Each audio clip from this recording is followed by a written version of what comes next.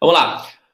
Correntes marítimas são extensas porções de água que se deslocam pelo oceano, quase sempre repetindo os mesmos trajetos, parecendo assim rios que se deslocam dentro dos oceanos. As correntes se diferenciam de acordo com a sua temperatura, salinidade, direção das águas no entorno dos continentes. Se a corrente passa, são litorais úmidos. Se a corrente quente, se por um continente passa uma corrente quente, o litoral vai ser úmido.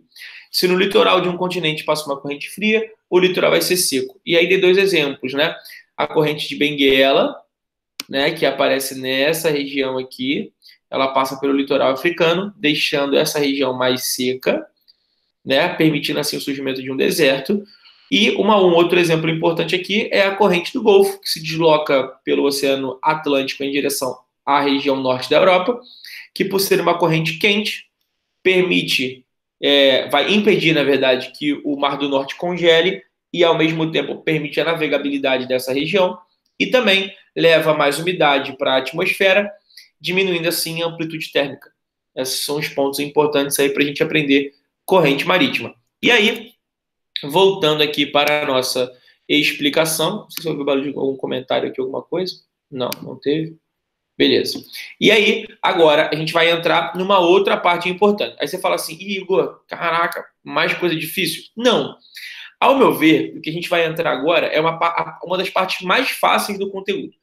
Não é difícil, não tem problema, e vocês vão conseguir perceber isso com facilidade. Agora, nesse momento, quando eu for explicar esses dois próximos tópicos, eu vou pedir pela primeira vez que vocês copiem algo que eu vou ditar para vocês. Tá? É bastante importante que vocês tenham esse registro no caderno. Se eu estivesse na sala de aula, eu ia fazer a mesma coisa. Então, atenção aos pontos que vamos entrar agora.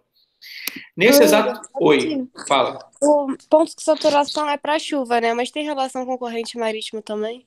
Tem relação total. Por quê? O ponto de saturação ele está ligado à umidade relativa. Então, o que vai acontecer? A umidade relativa ela pode ser comparada, por exemplo, a um copo de água. Como é que eu vou ser o mais objetivo possível te explicando isso? Imagina que o copo de água é toda a atmosfera. Esse copo está vazio, tá? É um copo vazio. Aí eu quero que você imagine o seguinte. O cara fala assim, a umidade relativa do ar é de 10%. O que isso quer dizer? 10% do copo está com água. Logo, 10% da atmosfera daquele local tem água. Aí, ao longo do dia, vai aumentando a umidade. 10, 20, 30, 40, 50, 60, 70, 80, 90. Quando eu chego a 90% do copo cheio de água, ele está muito próximo de transbordar. O transbordamento de um copo pode ser levado a uma comparação à chuva, à precipitação. Por quê? Quando eu tenho uma atmosfera muito carregada de umidade, ela está muito carregada, o ponto de saturação está muito próximo, a atmosfera está praticamente saturada. Quando a atmosfera fica saturada, ela está perfeitamente preparada para chover. Logo, se a corrente marítima é quente, a evaporação vai ser maior. Se a evaporação vai ser maior, eu vou estar mais próximo do ponto de saturação. Então, eu tenho uma relação muito grande entre correntes quentes e ponto de saturação. A umidade relativa, ela vai calcular o quanto que a atmosfera comporta e o quanto que ela tem. Então, um exemplo, tá? Não é isso, um exemplo. A atmosfera comporta 100 litros de água. E eu tenho 95 litros de água na atmosfera. Cara, tá muito próximo desse copo transbordar. Tá muito próximo de atingir o ponto de saturação. E, consequentemente, quanto mais próximo do ponto de saturação, maior a chance de chuva. Para quem aí tem o hábito de assistir, por exemplo, eventos esportivos praticados ao ar livre, como, por exemplo, futebol americano, até mesmo corrida, Fórmula 1, quando começa a transmissão, o cara fala o local, a temperatura e a umidade relativa do ar. O que ele está querendo te passar ali? Né? A temperatura, a quantidade de calor presente na atmosfera, a quantidade de umidade. Quando ele fala na quantidade de umidade para você, ele está querendo dizer o seguinte, olha, tem uma quantidade X de umidade na atmosfera. Essa quantidade ela é importante, porque quanto mais próxima essa umidade relativa tiver de 100%, maiores são as chances de chuva. Então a gente tem que ter muita atenção a esse ponto. A gente não pode dar mole. Fechado? Ficou Então, claro? uma coisa que eu fiquei confusa é que quando eu vi aqueles vídeos lá, Ah, aí, tipo, era tópico de umidade, aí tava escrito temperatura menor precisa de menos quantidade para saturar. sim. Por quê? Porque quando a temperatura é menor, a condensação acontece de maneira mais fácil. Quando a temperatura está muito alta, a condensação praticamente não vai acontecer. Para a condensação acontecer, eu tenho que ter a queda na temperatura. Aí é uma outra questão. Por quê? Imagina o seguinte: imagina que eu tenho uma atmosfera muito carregada de umidade, muito carregada. E aí, de uma hora para outra, a temperatura começa a subir. Se a temperatura vai subindo, eu não vou ter a condensação da umidade. Consequentemente, ela vai continuar no estado de vapor, vai continuar no estado gasoso. Eu tenho que ter a queda da temperatura para poder condensar essa umidade e esse vapor d'água ser transformado em chuva. Ficou claro isso? Ah, tá, tava confundindo isso. Não pode, mas assim, é super, super compreensível essa sua dúvida. Mas a gente tem que lembrar desse ponto, exatamente. O que a gente tem que pensar aqui? Pô, Igor, de maneira mais fácil, como é que eu posso explicar isso para mim? Assim, como é que eu posso entender essa parte? Se eu tenho, e aí, na verdade, eu vou antecipar um negócio para você aqui.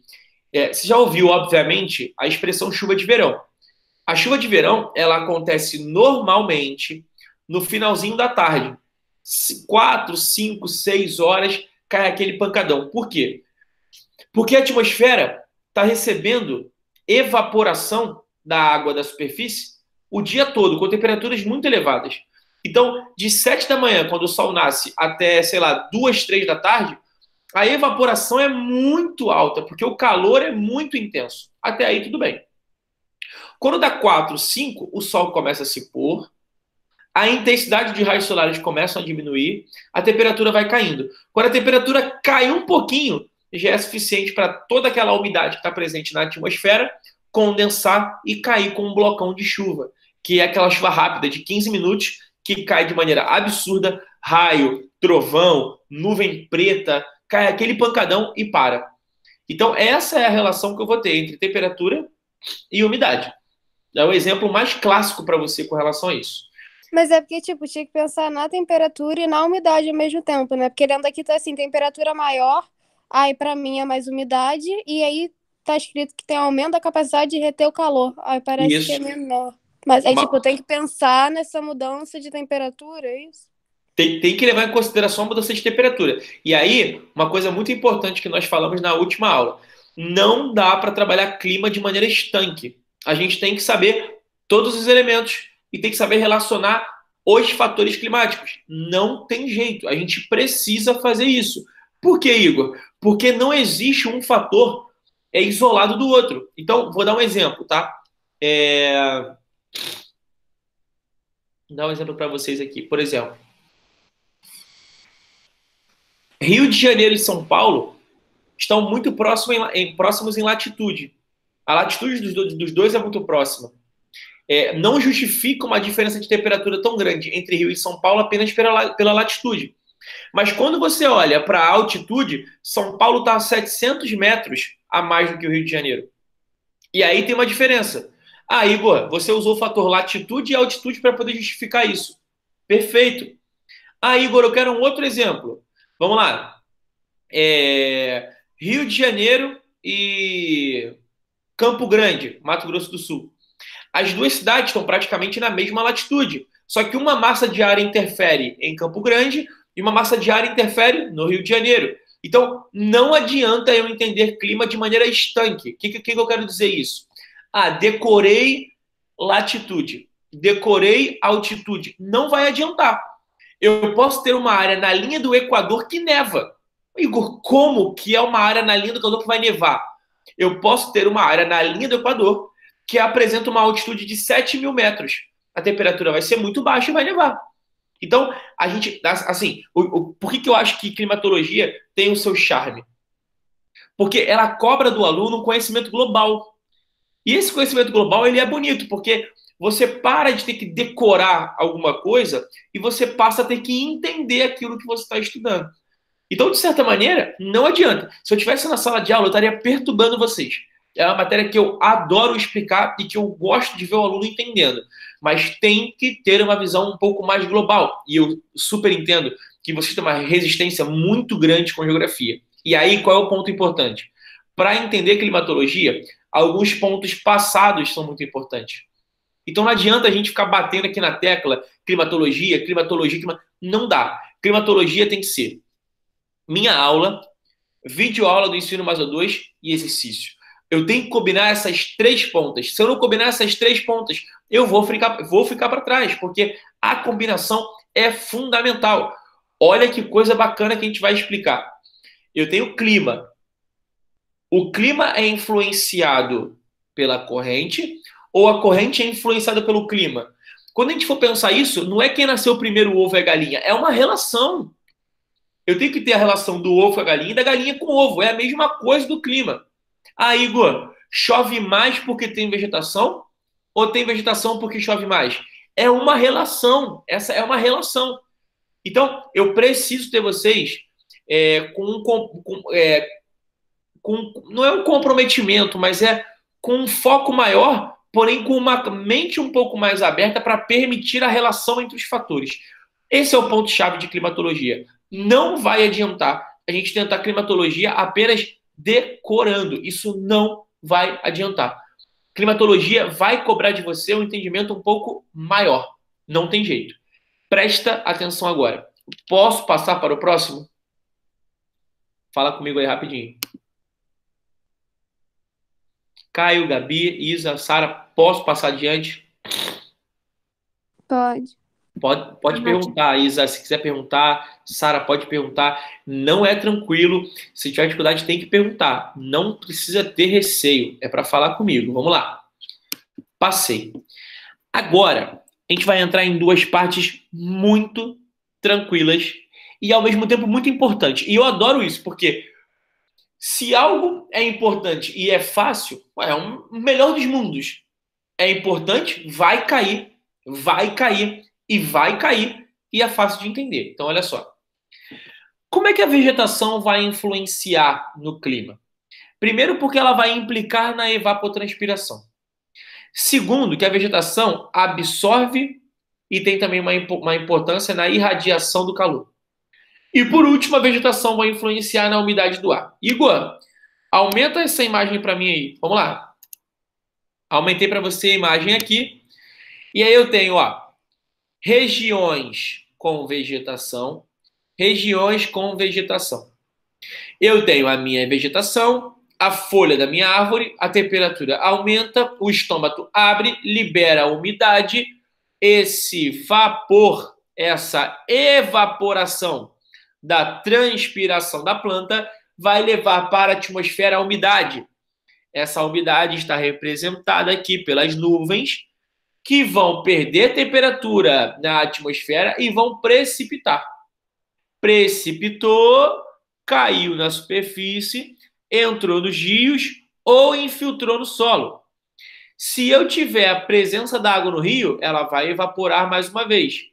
Se eu tiver a presença de água na região com vegetação, eu vou ter de novo a evapotranspiração. O ciclo da água se faz presente. E aqui, obviamente, a vegetação é importante por qual motivo? Porque a evapotranspiração lança para a atmosfera uma quantidade absurda de umidade. Então, a vegetação, ela é fundamental. E aí, eu quero que vocês lembrem, e eu vou até escrever aqui para vocês. Massa equatorial continental.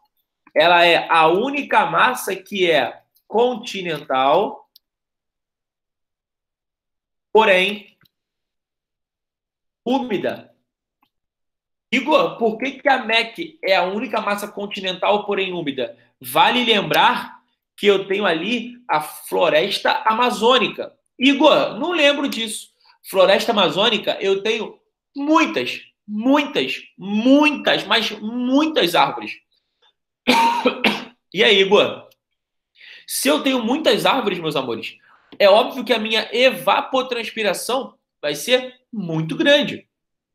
Então, por favor, se eu tenho uma região com muita vegetação, eu vou ter muita evapotranspiração. Consequentemente, eu vou ter um clima mais úmido. Então, por favor, a gente não pode dar esse mole com relação a isso.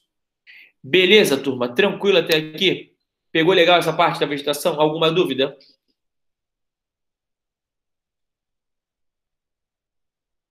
Sara, Isa, Gabi, Caio, alguma dúvida? Não. E Sara, deixa o áudio aberto aí. Deixa o áudio aberto aí. Sara, uma pergunta para você aqui, antes de eu falar com a Gabi, que eu vi que ela liberou o áudio ali. Sara, me escuta agora, só para você essa, hein?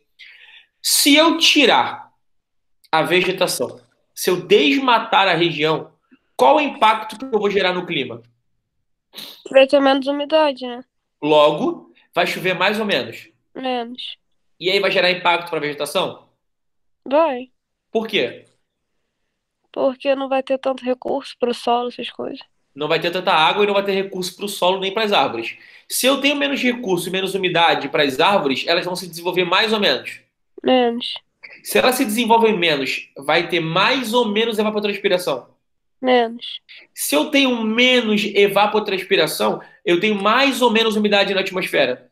Menos. Se eu tenho menos umidade na atmosfera, chove mais ou menos. Menos. Se chove menos, eu tenho menos água para as plantas. Sim. Ela se desenvolve menos. Sim. Evapotranspiração maior ou menor? Menor. Tá percebendo? Quanto mais eu arranco as árvores, quanto menos vegetação eu tiver, menos chuva eu vou ter. E esse ciclo pode levar a uma consequência muito complicada, que se chama desertificação. Perfeito, perfeito. Poeta, você já participou tanto que eu vou até deixar você desligar o seu áudio. Que coisa linda, né? Então, o que acontece? A desertificação ela vai acontecer nesse momento. Então, coloca para mim no caderno aí. Coloca aí. Desertificação. 2 pontos. Escreve o que eu vou colocar para você aí. Desertificação. 2 pontos. Você vai colocar o seguinte. O desmatamento. Coloca assim. O desmatamento. O desmatamento diminui a evapotranspiração. O desmatamento diminui a evapotranspiração. E como consequência, e como consequência, e como consequência, teremos menos umidade na atmosfera. E como consequência, teremos menos umidade na atmosfera. Teremos menos umidade na atmosfera, vírgula, diminuindo assim, diminuindo assim, diminuindo assim, as chuvas na região, diminuindo assim as chuvas na região, diminuindo assim as chuvas na região, e promovendo impactos, e promovendo impactos, e promovendo impactos significativos, significativos para o desenvolvimento da vegetação. Para o desenvolvimento da vegetação.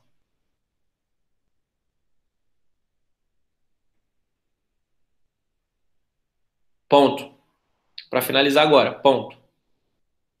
Vamos lá. Caso, caso, caso eu tenha, caso eu tenha uma continuidade desse processo, caso eu tenha uma continuidade desse processo,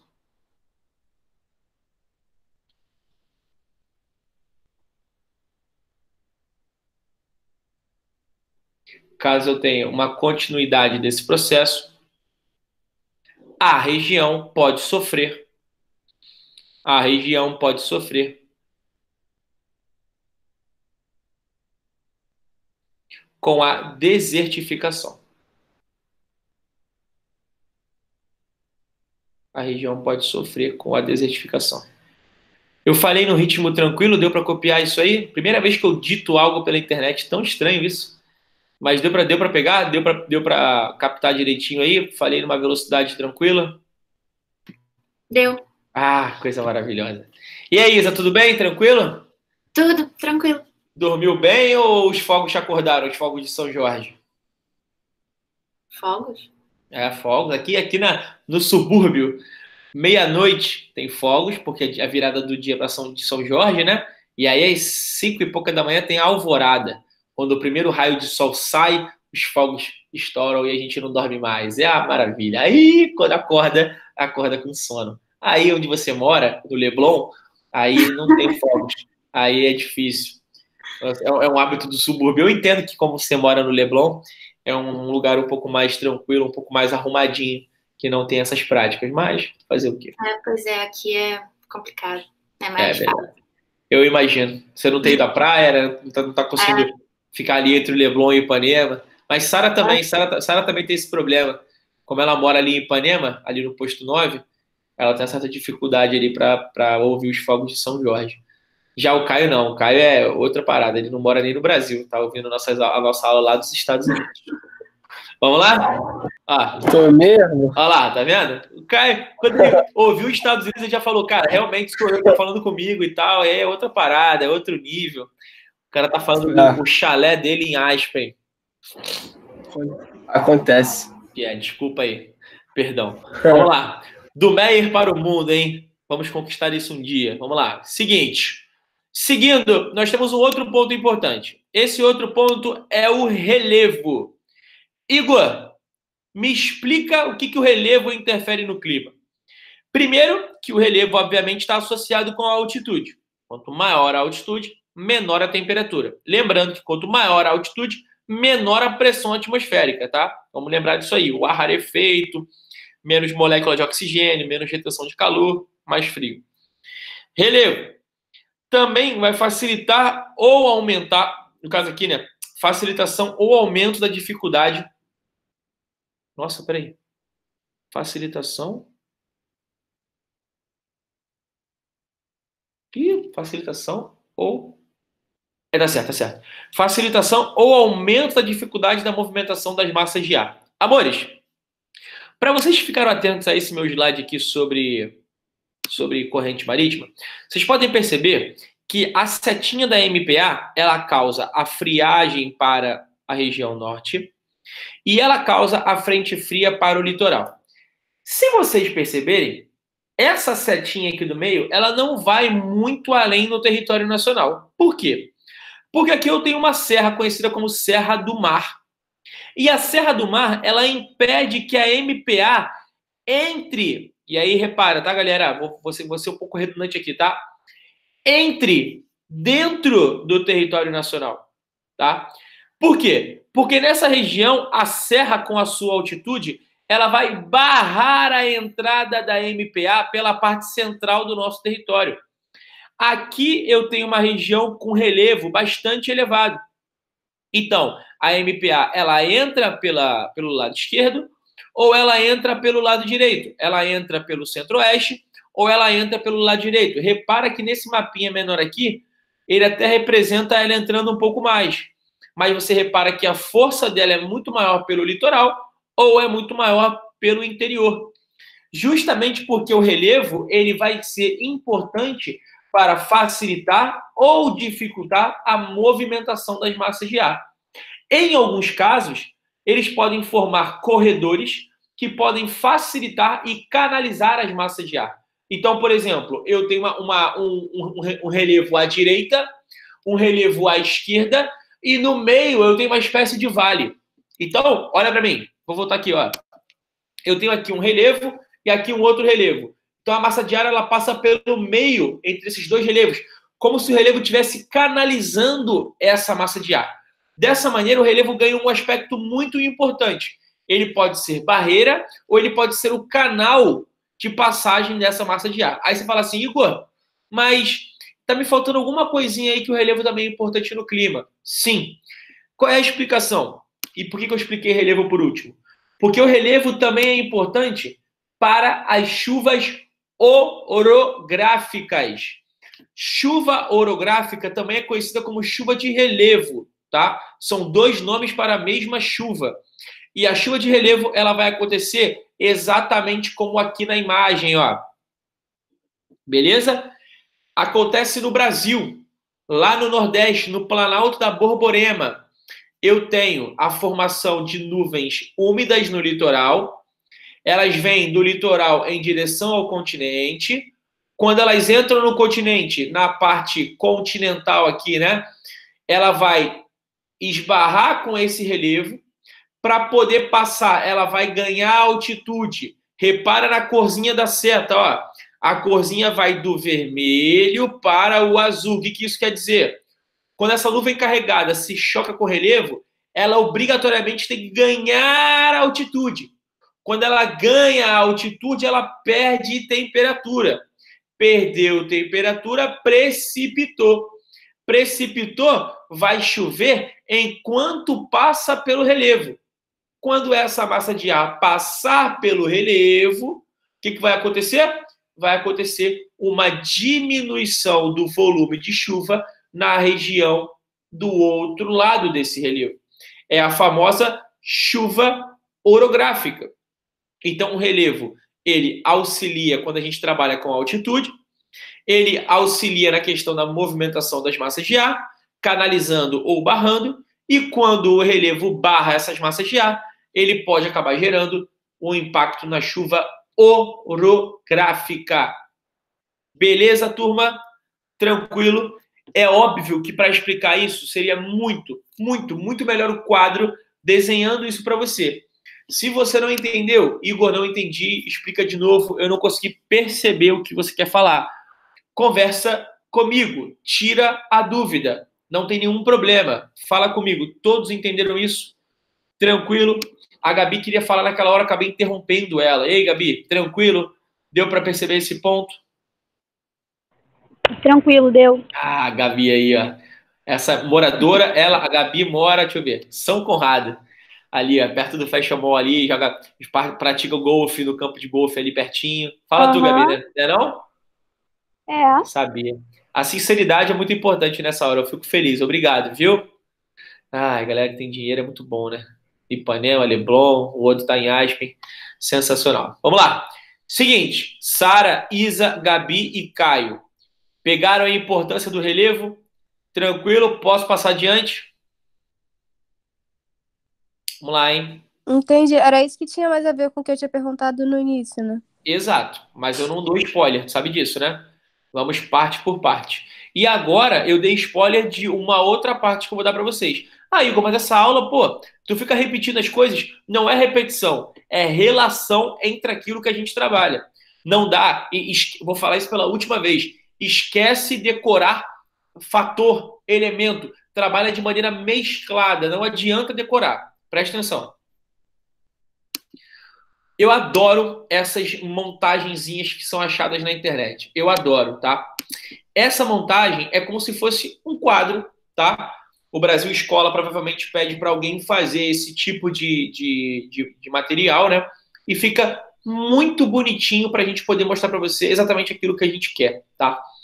Existem 3 tipos de chuva. A chuva frontal, a chuva orográfica e a chuva convectiva, que também é chamada de chuva de verão. Igor, vamos lá. Chuva frontal.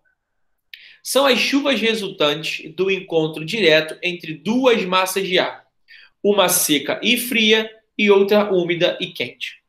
A massa de ar fria, densa, faz a massa de ar quente, leve, subir. Inicia-se o processo de condensação e então a precipitação. O que vai acontecer?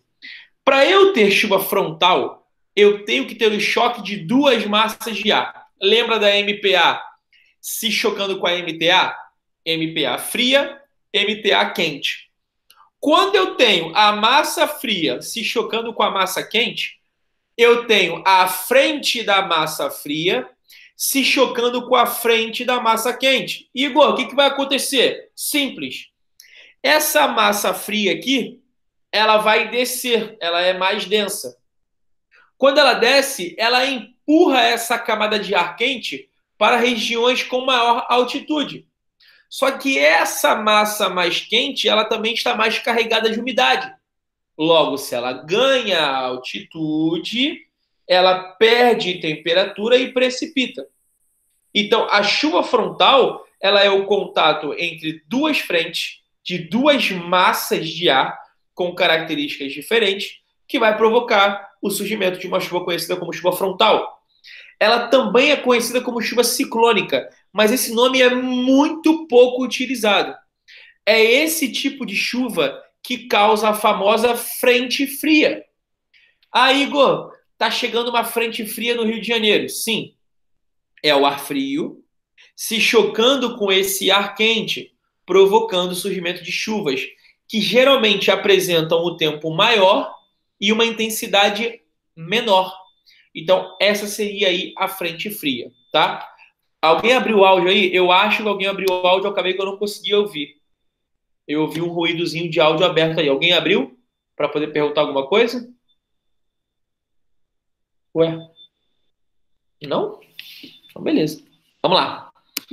Segunda chuva. Chuva orográfica. Igor, não dificulta. Não tem dificuldade. Acabamos de ver essa chuva. Quando eu falei de fator relevo, eu falei sobre essa chuva. Vamos lá. São chuvas resultantes do bloqueio de uma massa de ar úmido por uma forma de relevo íngreme, como uma montanha.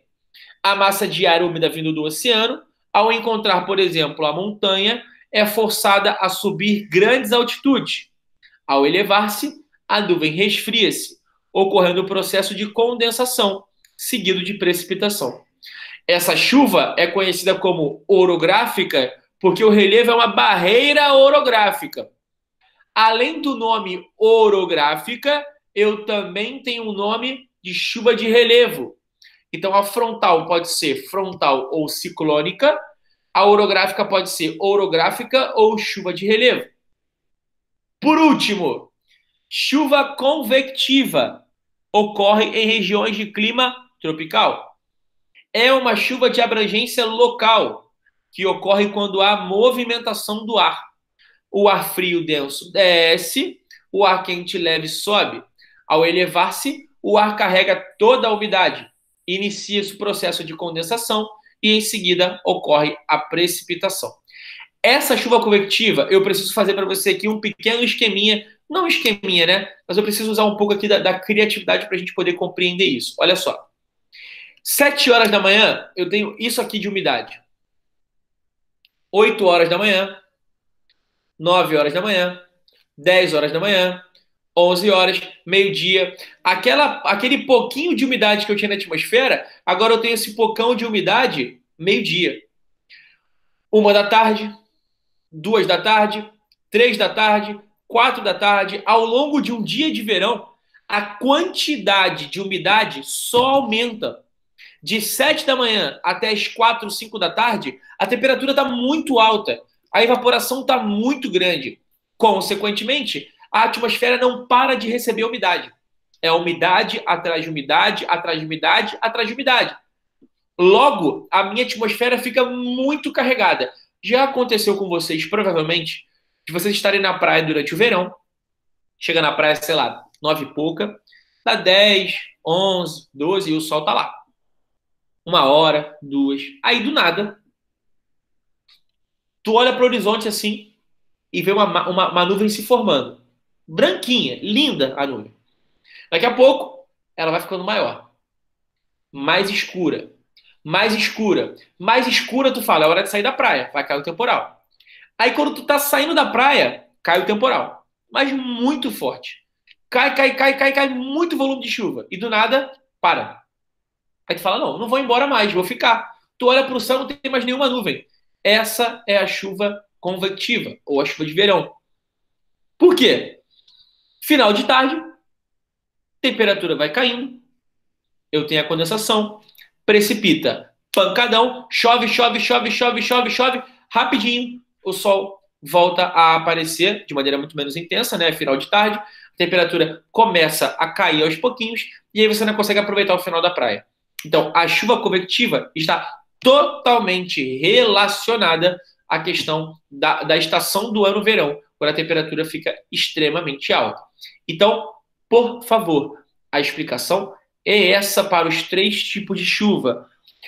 O vestibular adora colocar um exemplo e perguntar quais são os 3 tipos de chuva. Ah, Igor, mas são 5 opções. Aí eles inventam outros nomes e colocam, sei lá, na A ele coloca chuva de inverno e na E ele coloca chuva amazônica. Cara, foge disso. São 3 tipos de chuva. É chuva orográfica, chuva frontal e chuva convectiva. Não dá mole com relação a isso. Beleza? Feedback de vocês. A gente está chegando no final da aula de climatologia. Eu preciso que vocês me deem um feedback. Volta no caderno. Quem está anotando aí, volta no caderno. Vai lá na primeira página de climatologia e vê se ficou claro para vocês isso. Eu quero ditar uma coisa importante, mas não é para agora. Eu quero que vocês voltem no caderno. Vai lá atrás, onde vocês copiaram, quando vocês começaram a copiar a climatologia, e percebe se ficou alguma ponta solta, tá? Para ajudar vocês, vou voltar aqui mais uma vez. Olha só. Climatologia, diferença de tempo e clima, meteorologia, previsão do tempo, elementos climáticos, temperatura, umidade, pressão, os fatores climáticos. Vai dando check aí, ó. Latitude, você aprendeu? Lembra aí? Altitude. E aí, foi tranquilo? Albedo, foi tranquilo? Vamos lá, vai anotando aí. Massa de ar, também? Corrente marítima. Vegetação. Relevo. Vamos lá? Continentalidade. E maritimidade.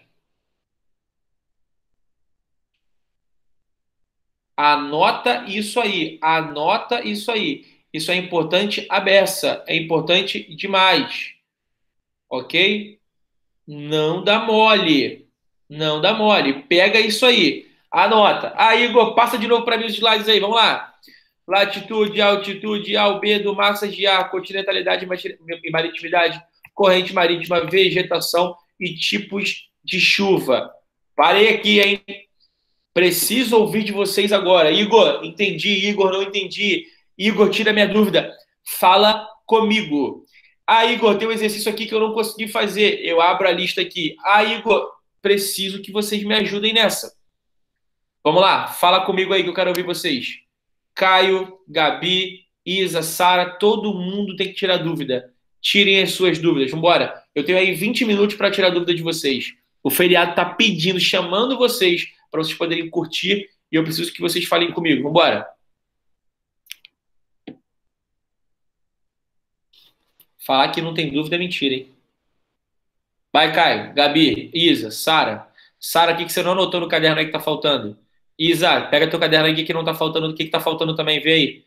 Gabi, vamos lá. O que tá faltando? Caio, pegou tudo. Você chegou depois. Alguma coisa que você não tem entendido? Fala comigo aí pra gente poder concluir. Vamos lá. Por enquanto eu não tô com dúvida, não. Só aquela questão Não? mesmo que eu te perguntei, aí tu já falou. Beleza. Isa, Tá tranquilo por enquanto. tá por enquanto, né? Agora no final da aula, 10:10, tá tranquilo por enquanto. Já falei tudo. E Gabi, Tá tranquilo. então tá bom. Gabi, fala comigo. Pegou tudo? Conseguiu anotar tudo direitinho? Peguei. Beleza. Caio, fala pra mim. Até o momento, Tranquilo? tudo bem. Beleza. Tá tranquilo. Então, olha só. Lá no final, eu vou ditar para vocês um negocinho aí. Lá em chuva orográfica. Puxa uma setinha aí. Vou ditar para vocês mais um negocinho aí importante, tá? Coloca lá. Ô, Igor, Oi. quando tem uma massa de maior temperatura e ela perde essa temperatura, ela precipita. Mas é o contrário, se for de uma menor para uma maior. Então, isso... eu não entendi sua pergunta. Repete para mim. No caso, é de baixa pressão para alta pressão, não é? Sempre. Mas tem casos também que é da alta pressão para baixa pressão, não tem? Também, porque tem a movimentação, porque quando uma Mas, ocupa o espaço da outra, a outra volta para o espaço da uma. mas se em um movimento tem a precipitação, no movimento contrário não tem nada? Não, porque o que acontece? A massa, por ser quente, ela é mais úmida. Então, se ela é mais úmida e é mais quente, ela, por ser quente, sobe, e por ser úmida, ela precipita. Então, assim, seria um movimento antinatural. Eu teria que ter algum tipo de situação para poder fazer a massa fria subir, né? Basta a gente lembrar que o ar frio ele é muito mais denso. Então, é um movimento completamente antinatural. É como se eu estivesse explicando para você por que a água a 100 graus congela. É um movimento antinatural. Essa explicação, ela. Aí, o que vai acontecer se fosse o inverso? Não é natural a gente ter esse tipo de cenário. O que vai acontecer? O ar quente ele sempre vai subir, né? E o ar frio ele vai descer. A questão é que o ar quente ele vai carregar a umidade. Então, se ele carrega a umidade, está lá em cima, beleza, está paradinho lá em cima, estacionado, tá? Só que ele está carregando umidade. Nas altitudes maiores, a temperatura é menor. Então, no caso, essa massa de ar aqui, esse ar com mais umidade, ele vai precipitar e vai chover. Explicar para você o movimento anti... Ah, mas e se o ar frio ficar por cima do ar quente? É totalmente antinatural. Eu acho que é até um pouco perigoso a gente tentar imaginar essa situação, porque se a gente trabalhar desse jeito, eu posso até confundir um pouco sua cabeça. Prefiro nem explicar isso para você. Tu pode pensar assim, pô, mas espera aí, nesse caso aqui, é o ar quente ou o ar frio que está subindo? Cara, tem que ser o ar quente mais leve e carregando umidade e, consequentemente, o ar mais frio ocupando espaços mais próximos da superfície. O meu receio é eu te explicar e tu, caraca, meu irmão, dei mole aqui, confundi alguma coisa e tal. Não quero que você pense dessa maneira para você não se enrolar, tá? Tá bom, obrigada. Nada. Coloca lá embaixo para mim assim, em chuva orográfica. Coloca assim, ó. Chuva orográfica, 2 pontos. Bota assim, no território nacional, no território nacional, no território nacional, a chuva orográfica, a chuva orográfica, a chuva orográfica tem grande destaque, a chuva orográfica tem grande destaque na região Nordeste, na região Nordeste, onde o Planalto da Borborema, onde o Planalto da Borborema, onde o Planalto da Borborema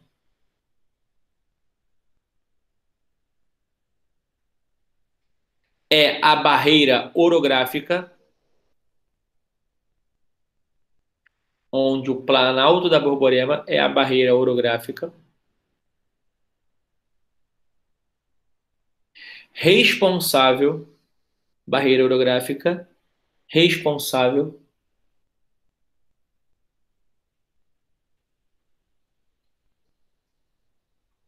ai, por barrar, por barrar as massas úmidas, por barrar as massas úmidas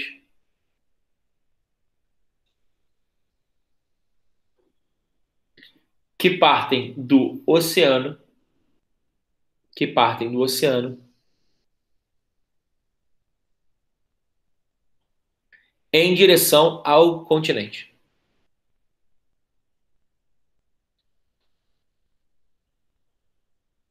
Ponto. Para finalizar agora,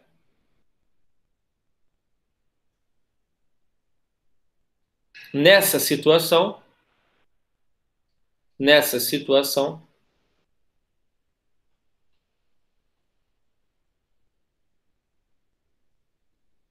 o sertão nordestino, o sertão nordestino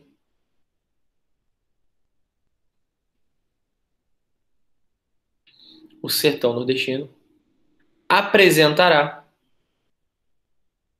o sertão nordestino apresentará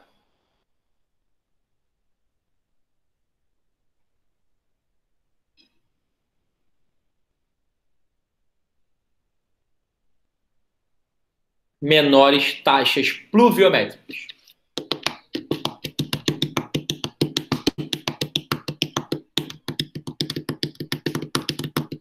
Foi? Tranquilo?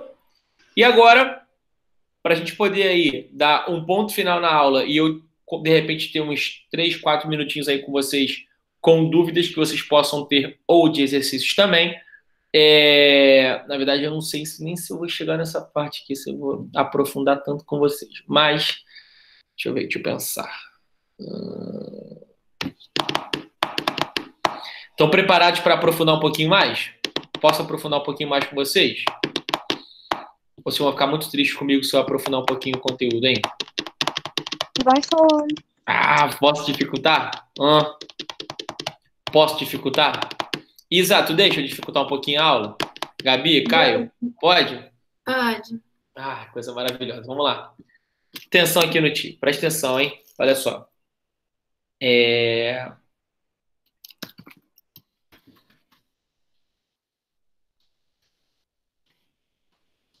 Aí. Seguinte, meus amores. Quando nós estamos falando a respeito de chuvas orográficas, essa imagenzinha da direita aqui, ela é muito importante, tá? Eu vou até aqui aumentar para você, na verdade eu vou fazer um pouco melhor. Vou fazer o seguinte.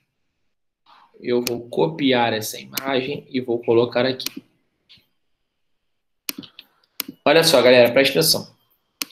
Essa imagem aqui é uma imagem muito importante. Dá para perceber tranquilamente que o que você tem aqui é a chuva orográfica, né? Ela acontece por quê? Porque a massa de ar se choca com o relevo, ganha altitude, precipita enquanto passa pelo relevo. Quando essa massa passa pelo relevo, ela já passa sem umidade, passa bem seca.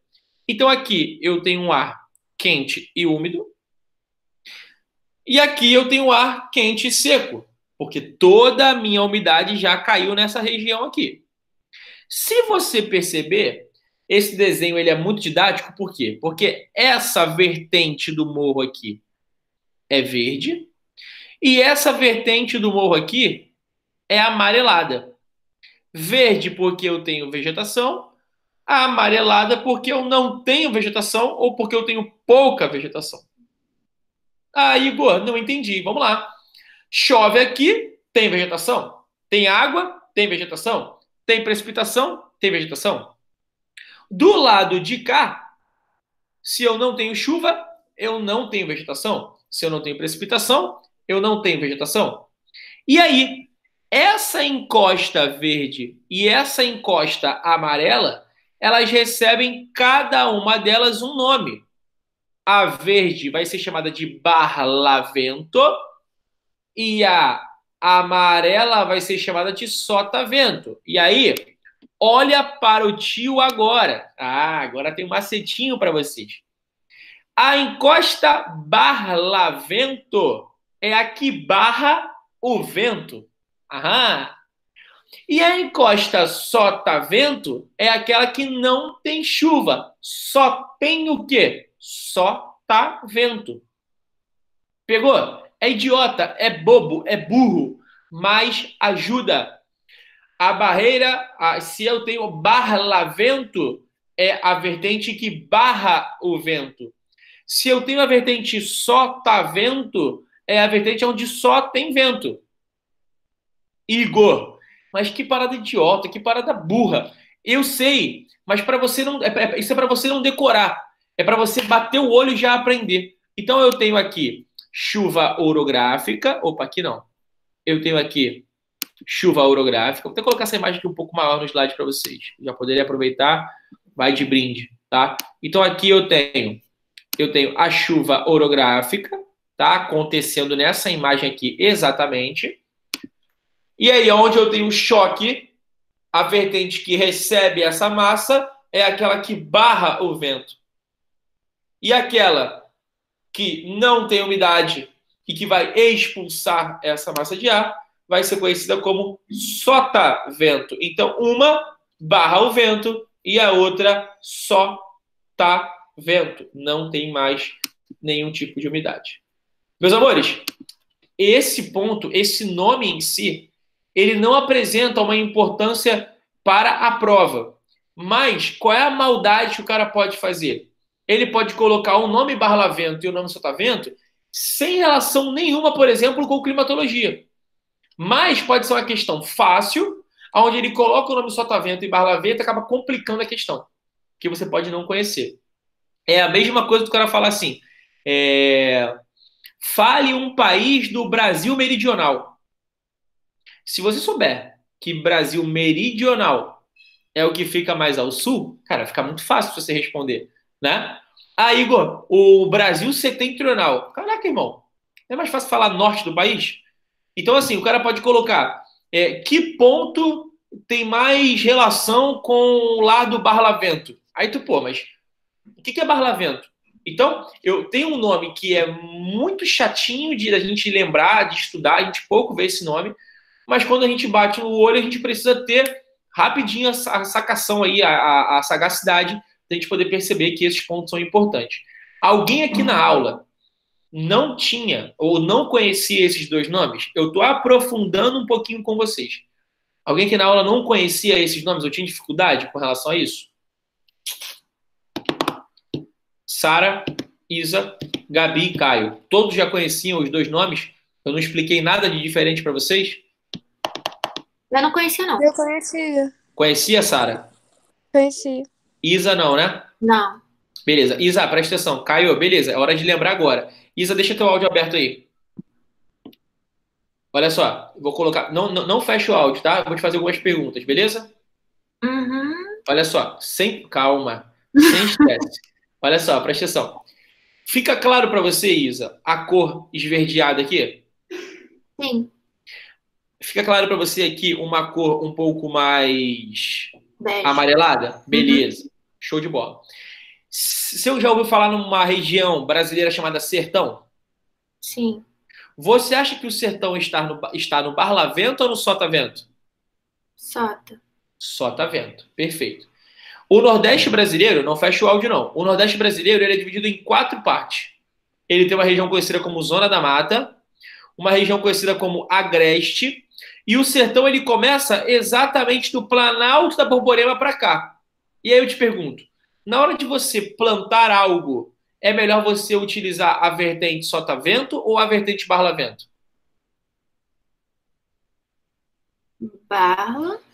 Barlavento. Beleza. Então, assim, são nomes chatos, são nomes bobos, mas que você não pode errar isso na prova. Beleza, Isa? Beleza. Tranquilo? Caio, anota isso no caderno, beleza? É bobo, é que nem a jusante e a montante.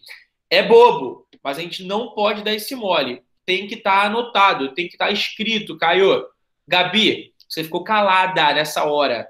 Entendeu? Foi tranquilaço? Ou você não tá aí, você me abandonou? Não me abandonou, não, Entendi. tá aí.